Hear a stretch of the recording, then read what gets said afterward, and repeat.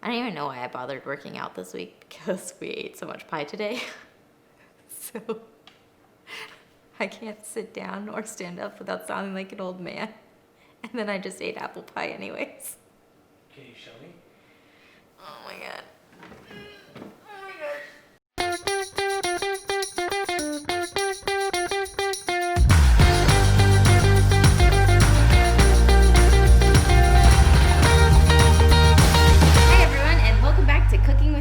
I'm Chef M, and this is Dad. Say hi, Dad. So today, I think it's.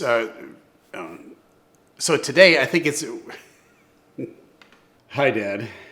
Today we have a very special request from Amanda, and she has asked for apple pie, which happens to be one of my favorite dishes to bake. I'm not very good at baking, but this is one that I feel like I've perfected. So when my husband and I first got married, I wanted to surprise him and make his grandma's apple pie. I did the research, I took the time to figure out exactly how she made it, and I made a beautiful, perfect pie. My husband ate it and he said, still not as good as grandma's. Well, joke's on him, because I used grandma's jarred filling, so keep the requests coming because we love to make them, and let's get started. Okay, Dad, what do I do?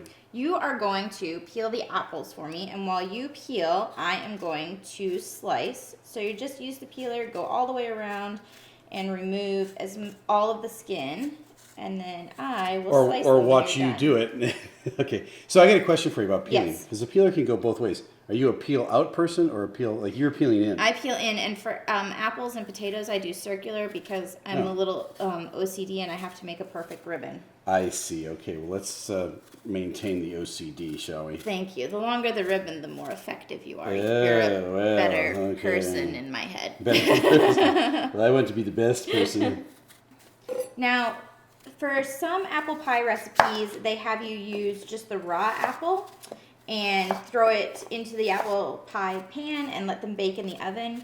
I find that leaves the apple too firm, and you don't get that pretty slice of pie when you pull it out of the pan. It can fall apart. So I go ahead and pre-cook mine a little bit just so that all of the flavors get combined really well and the apples are nice and soft and tender. Okay. How do you keep the apples from getting too mushy? Like I've had apple pie where the apples are, it's almost like applesauce. Yeah, like apple jelly inside. Right. It's all about the cook times. So we're only going to simmer this with the sugars and the lemon for like, I just want to show you something. Oh, you're such a good person. What type of apples are a particular type? Because there's tons of different types of apples. There's so many. For this recipe, we are using Granny Smith apples. They have a little bit of a bite to them, so they're not overly sweet. We're adding molasses and sugar to this, so we don't want to overpower them. But you could use a Honeycrisp or a Gala apple. I would stay away from things like Red Delicious and Fuji's, because they're a little too mealy.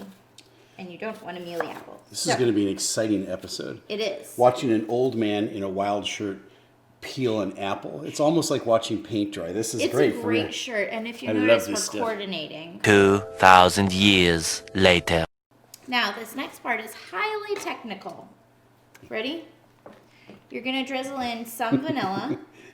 Just as much as you like. Do you like it more with more vanilla flavor? Add a little bit more. Do you like it with less? Less. Do you like not at all? Skip it. And then you're going to do... I like this stuff. You could turn these into earrings. Look at that. That's nice. And then we're going to do 2 tablespoons-ish of molasses. Just drizzle that in. And then molasses is sticky, so twirl the jar so that it all stays on the inside when you go to close it up. We should think about this for our merch store when we start selling merch. Like apple core earrings. Yeah, apple core. They have a short shelf life, but... Okay, about a cup of brown sugar. And then can you cut 2 tablespoons of butter? And as you taught me, right here is the measurement there. on the side, okay? So I can easily go 1, 2. Oh, look at that. And then we're going to do a sprinkle of nutmeg. You don't want to do too much nutmeg because it's pretty powerful. And the same with cloves. You just want to do a little sprinkle. And these are going to give it that warm, homey... Just drop it in? Yep. Okay. Homey taste. Kind of that like comforting warmth. And then you're going to do about a tablespoon of ginger. And the technical term for this is so much. So much cinnamon. So much. Okay. And then we're going to do a little wedge of lemon. And you just squeeze that over the top.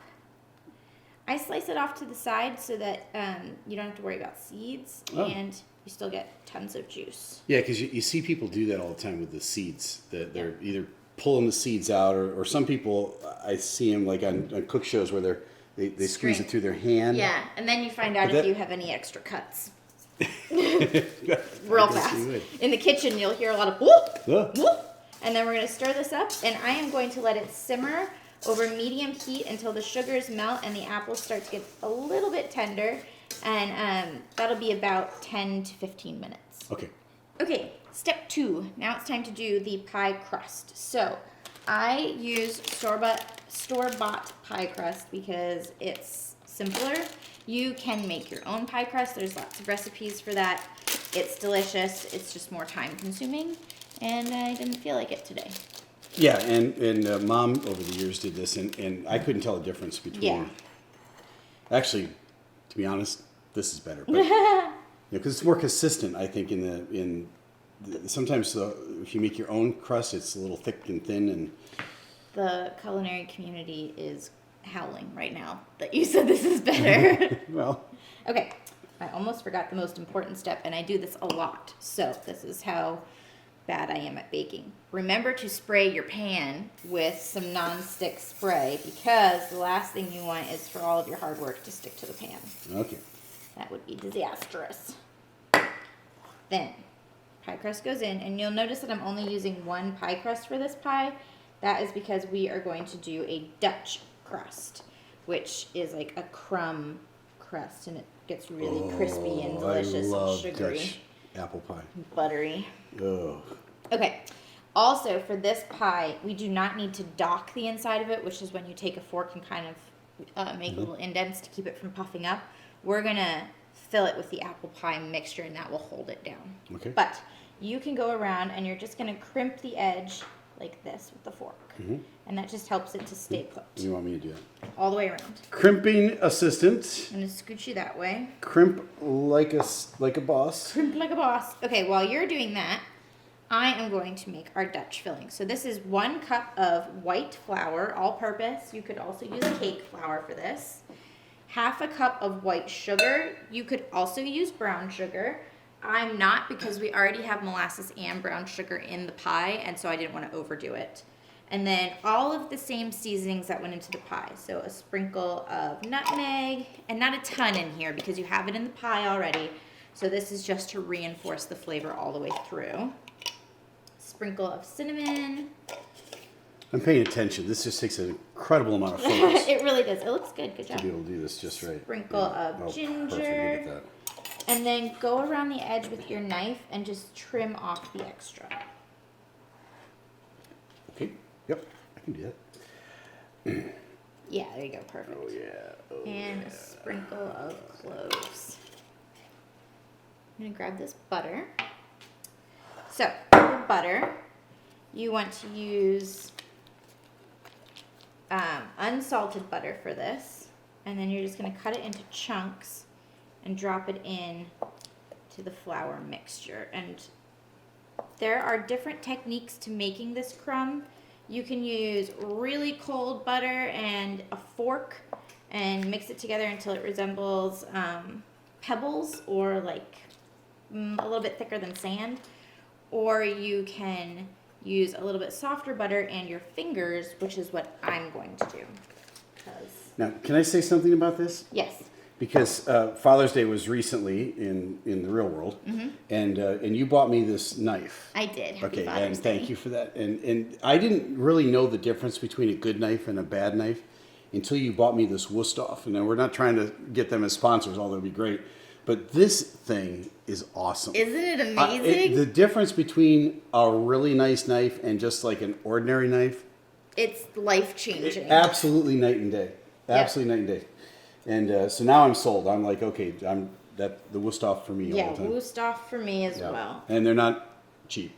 Okay. they're worth it. So, what I'm doing in here is just mixing the butter, kind of like pressing it through my fingers with the flour and sugar so that it all becomes kind of like a crumbly dough. And this is what we're going to sprinkle over the top. You want to make sure you mix it in really well so that the butter melts and gives you that crispy crust. That is so delicious. Good stuff. Okay. Okay, and this is about the texture that you want to see. It should hold together if you press it. I see. And then crumble into But sand. you're not going to make it into a ball like Nope. that? Okay. No, I'm going to leave it nice and soft. But Okay. that's about the grainage you're looking for. Okay. And now we're just going to fill this with our apples, and we'll be right back. So while you're waiting for the apples to cook down, why don't you go ahead and like and subscribe? It helps us out immensely.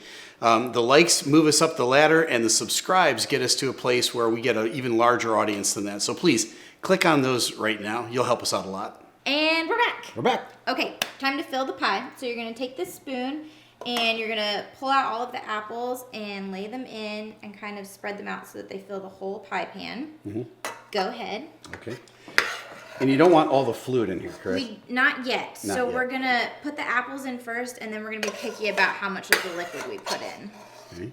Okay, it's confession time right now. You guys didn't see this on camera, but we didn't slice up enough apples. So, off camera, this is the power of magic of TV, we cut more apples and threw them in. So, again, make sure you've got enough apples to fill up your apple pie, not like us. This looks good. With an apple pie, you do want it nice and full because the apples are going to cook down and kind of sink into the pie crust a little bit more. So it's actually okay to even overfill it a little bit. This is going to be a little heaped over the top, which is my favorite look. All right, yeah, it's getting full. Yeah. All right, let me just tip this a little bit. And pro tip, this is a M's tips. When you stick this in the oven, put it on top of a cookie sheet first. Because that's going to catch all the drip so it doesn't drip to the bottom of your oven and burn and make your house smell like smoke instead of delicious apple pie. All right, there we go. Before we drizzle that, I'm just going to take this and push the apples into all the corners so that it's even when it cooks. Okay.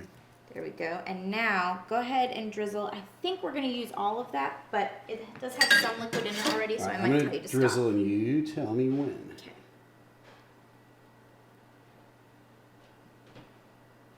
That is good. That's plenty. Okay. So the rest you can just kind of dump. You're not going to use it for anything else. Okay. So just get rid of that. And now we're going to switch to this part, which is the crumb topping. You're going to take a little handful and just sprinkle it over the top. Oh, yeah. So go ahead. All right. Get in there. Okay. Now it's looking like apple pie. Apple pie, yeah. And there's so many types of crusts you could do. You could do just a regular pie crust on top. You could do a lattice crust. You could do no crust, which I've seen, which is sad. The sad little The crust. sad crust. Aww. I love this. It just gets, I don't know, it gets crunchy and good. And One thing you could add to this that would make it a little bit warmer and like a deeper dimension is chopped almonds or chopped walnuts you could add into this part, which gives it just more texture and deliciousness. there's a spot right there. You want to use all of this up because it's so good. And then don't worry about patting this down or anything. I usually just remove it from the edges, kind of make it look pretty. And then this is going to go in a 400-degree oven for about 25 to 30 minutes until the crust on top is nice and golden brown. Okay. There are so many delicious toppings for apple pie. You could do Cool Whip. You could do vanilla ice cream. My dad does cheddar cheese, which is weird. It's very weird. Or you could also do sweet cream, and that's what I'm going to make today. It's a cup of heavy cream, a cup of powdered sugar, and as much vanilla as you like. Whisk it all together until it's nice and thick, and then spoon it on top in a little dollop. It's delicious.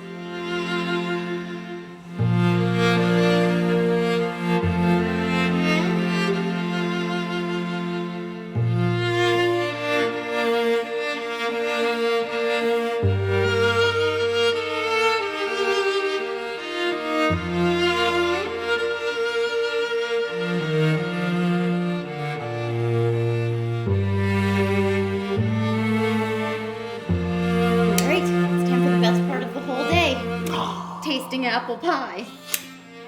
Thank you. Yep. You can go in first.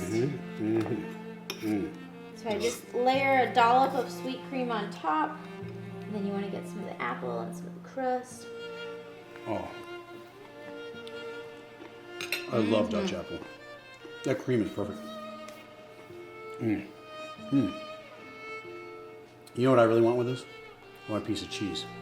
Cheddar cheese. I know you guys don't understand. Such a weirdo. But it's so good with apple pie. So, in the comments, I want you to, if you like cheese with your apple pie, let's hear about it. Yeah, If you sound don't, off in the comments. I don't hear about it. But no, go ahead and send a comment. All right. Well, thank you guys for tuning in. Make sure you try this apple pie recipe at home and like and subscribe to our channel. We'll see you next week. I'm Chef M, and this is Dad. Say goodbye, Dad. Goodbye, Dad.